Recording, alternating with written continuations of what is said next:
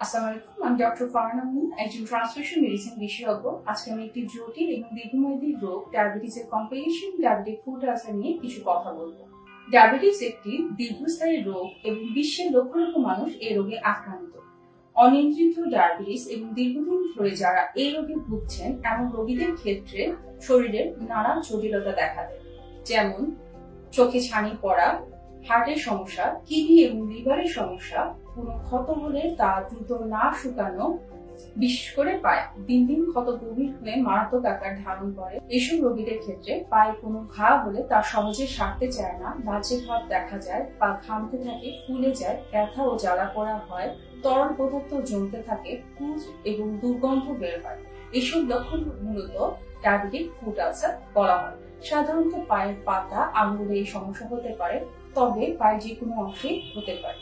ওজন বেড়ে গেলে, অতিমাত্রায় শর্করা জাতীয় খাবার গ্রহণ করলে, রক্তে সুগারের মাত্রা ঠিক না থাকলে, পায়ে সঠিক মাপে জুতা না পরলে, পা পরিষ্কার না রাখলে, অথবা দীর্ঘদিন ধরে ইনসুলিন ব্যবহারকারী রোগীদের মধ্যে এই আলসারের সম্ভাবনা দেখা যায়। ফুট আলসারে পায়ে রক্তনালী সংকুচিত করে, ব্লাড সার্কুলেশন ঠিকমতো হয় না, অক্সিজেনের মাত্রা সীমিত করে এবং নার্ভের উপরও প্রভাব বিস্তার করে। যারা দীর্ঘদিন ধরে ডায়াবেটিসে আক্রান্ত তাদের নার্ভও ক্ষতিগ্রস্ত হয়। এসব রোগীরা হাতে পায়ে কোনো অনুভূতি থাকে না, শিরশির অনুভব করেন এবং তীব্র ব্যথার কমপ্লেন করে থাকেন, যাকে মেডিকেলের ভাষায় ডায়াবেটিক নিউরোপ্যাথি অথবা পেরিফেরাল নিউরোপ্যাথি বলে। বেশিরভাগ ক্ষেত্রেই দেখা যায় যে ডায়াবেটিক ফুট আলসারের পেছনে ডায়াবেটিক নিউরোপ্যাথি দায়ী। তাই ডায়াবেটিক ফুট আলসারের পেশেন্টের বিশেষ যত্নের প্রয়োজন, কারণ ফুট আলসার বারবার হওয়ার সম্ভাবনা থাকে।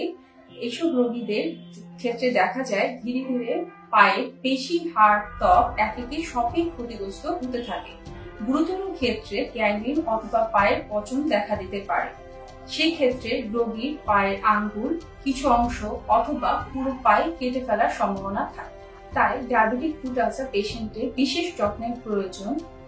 কিন্তু ভয়ের কিছু নেই, সচেতনতা এবং চিকিৎসার মাধ্যমে ডায়াবেটিক ফুট আলসার নিরাময় করা সম্ভব।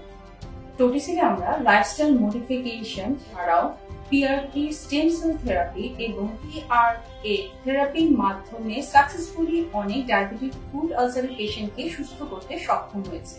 তাই সচেতন হন, চেষ্টা করুন ডায়াবেটিক ফুট আলসারের কোনো লক্ষণ দেখা দিলে চিকিৎসকের পরামর্শ নেওয়ার।